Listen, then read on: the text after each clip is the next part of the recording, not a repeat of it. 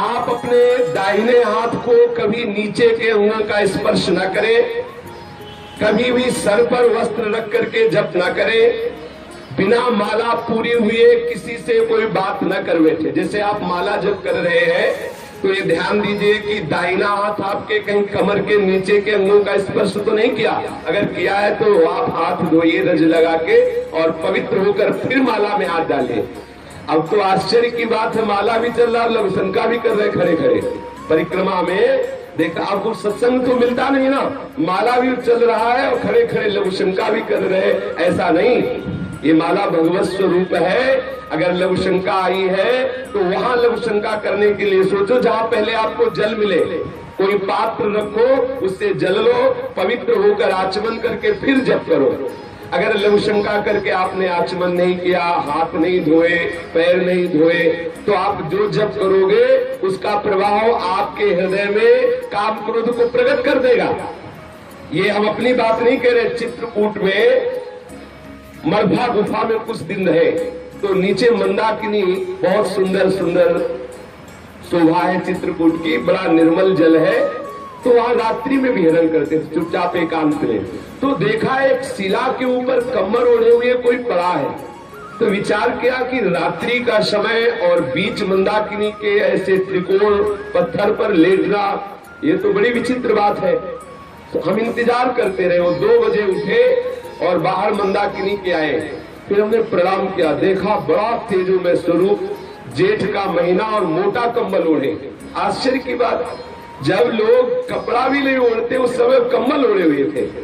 हम प्रणाम किया तो और मुंह घुमा के उधर चले गए। फिर हम दौड़ के गए जैसे किसी को निधि मिले, इतना आनंद का अनुभव हो रहा था। कई बार उनको दौड़ दौड़ के सामने से प्रणाम किया लेकिन कुछ बोले नहीं, पीठ करके खड़े हो गए।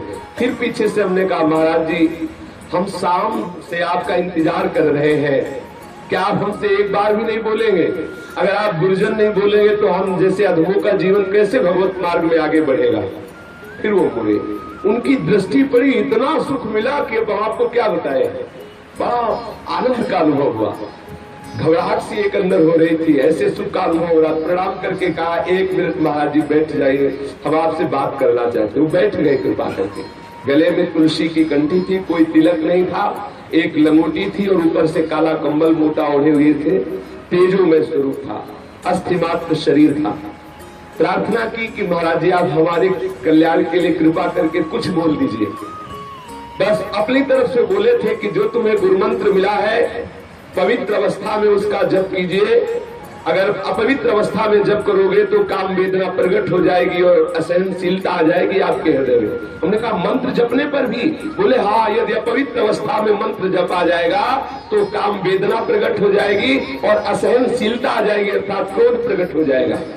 यद्यपि हमने ये बात कहीं पढ़ी नहीं है लेकिन उन महापुरुष के मुख से सुना वो वेदों से भी ज्यादा प्रमाणित है, क्योंकि उनका जीवन इतना मंगलमय और पवित्र।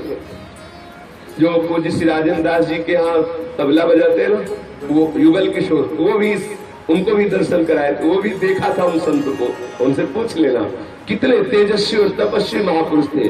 उन्होंने कहा कि यदि आप अपवित्र दिशा में गुरुमंत्र का जप करेंगे तो गुरुमंत्र आपके हृदय में काम वेदना प्रकट कर देगा और असहनशीलता आ जाएगी।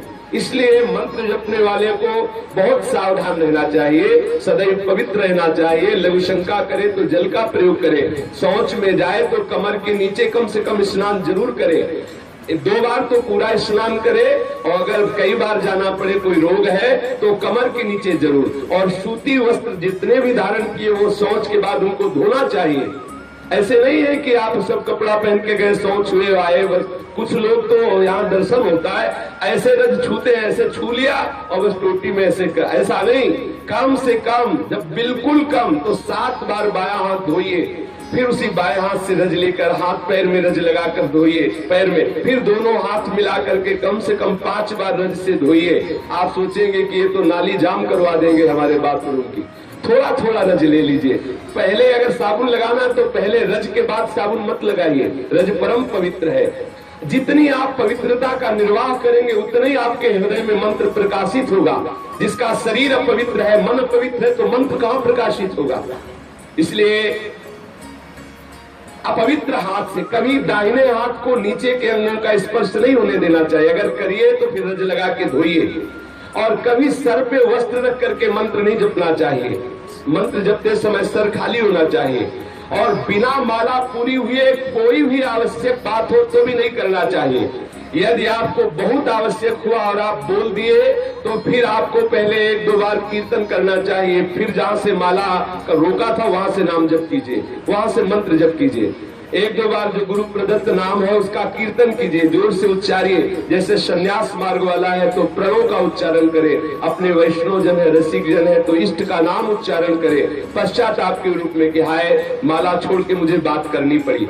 यदि आप अनावश्यक बोल गए, संसारिक बात बोल गए तो आपके जप का प्रभाव आपके हृदय में नहीं पड़ेगा। माला बिना पूरी हुए यदि आप बीच में बिना आवश्यक की बात बोल गए तो माला का प्रभाव आपके चित्त में नहीं पड़ेगा। इसलिए अपने लोगों के ऊपर कोई प्रभाव नहीं पड़ रहा। माला लिए हो प्रपंच की बात कर रहे हैं, माला लिए हैं दूसरे की निंदा कर रहे हैं, माला लिए हैं संसारिक बातें कर रहे हैं। सावधान, जितने समय जप में बैठो तो सिर्फ जप में हो। अगर आप हर समय जप कर रहे हैं तो आज जब तक माला पूरी ना हो जाए तब तक बात न करें। और बात भी करें तो भागवतिक बात होनी चाहिए, अनावश्यक बेकार की बातें नहीं होनी चाहिए।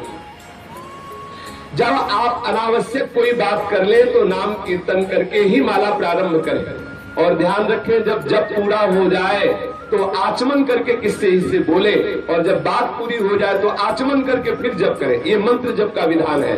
नाम जप में भी जब तक माला पूरी न हो तब तक बीच में नहीं बोलना चाहिए। यदि जप करते समय आप अश्लील शब्द बोलेंगे, गंदे शब्द बोलेंगे तो आपका जप हृदय में प्रकाशित नहीं होगा। यदि जप अपवित्र जगह में बैठ के करेंगे तो आपका मंत्र प्रकाशित हृदय में नहीं होगा। वृंदावन धाम में तो सब परम पावन है, कहीं भी बैठ के कर सकते हैं। जप करते समय यदि सोच या लघुशंका लगे तो कभी रोकना नहीं चाहिए। यदि रोकोगे तो सोच और लघुशंका का जप होगा, मंत्र का नहीं। इसलिए माला पूरी करके और पवित्र स्थान पे माला विराजमान करके। कई मालाएं यहाँ मिलती है, बोले माला झोरी छूट गई है। जानते हो जिसका माला खो जाता है उसका आधा जप चला जाता है। जितना आपने जीवन में जप किया, माला गया तो आधा जप जो है आपका उसके पास चला गया जो आपकी माला ले लिया। इसलिए माला को प्राणों से भी प्यारी बचा के रखो। जब आपके हाथ में माला हो तो किसी को प्रणाम मत करो। अगर प्रणाम करने की तत्काल आवश्यकता पड़ी तो माला को ऐसे सर पर रख के दाहिने हाथ से और मस्तक धरती पे रख दो। अगर किसी के चरण स्पर्श कर रहे हैं आप दाहिने हाथ से तो फिर पहले हाथ धोइए तब माला में हाथ डालिए। ऐसे नहीं कि ऐसे माला निकाली, चरण छू लिए, फिर माला में कर लिए, ऐसा नहीं करना चाहिए। माला भगवत स्वरूप है, परम पवित्र है, उसको ऐसे अपवित्र भाव। अब किसी के चरण छू के फिर माला में, ऐसा चरण छूने वाले को भी अपराध और छुआने वाले को भी अपराध लगता है। इसलिए सत्संग में कम से कम इतना तो ज्ञान रख लेना चाहिए, आप माला लिए हुए हैं और आप उसी हाथ से चरण छू रहे हैं, उसी हाथ से फिर माला, ऐसा ना कीजिए। अगर किसी को प्रणाम करना है तो पंचांग दूर से प्रणाम कर लो, साष्टांग प्रणाम कर लो, माला को ऐसे सर पे विराजमान कर लो। अगर चरण स्पर्श ही करना है तो माला को गले पे विराजमान करके फिर उनके चरण स्पर्श करो और हाथ धो के फिर माला जप करो, ऐसा करो। किसी को देखा है माला खुला लेके जप करला, जो उस माला का जप करते हुए आपका दर्शन करेगा उसको जप का प्रभाव प्राप्त होता जाएगा। इसलिए माला ढक के की जाती है। जो इन नियमों का पालन करेगा उसके हृदय में मंत्र प्रकाशित हो जाएगा। और जिसके हृदय में मंत्र प्रकाशित हो गया, अब चाहे वो अपवित्र हो चाहे पवित्र हो चाहे जैसे हो, फिर कोई प्रभाव नहीं पड़ता, क्योंकि वो शरीर की धरा से ऊपर उठ जाता है। जब मंत्र प्रकाशित हो जाता है तो मन बुद्धि चित्त अहंकार सब मंत्र में हो जाते हैं।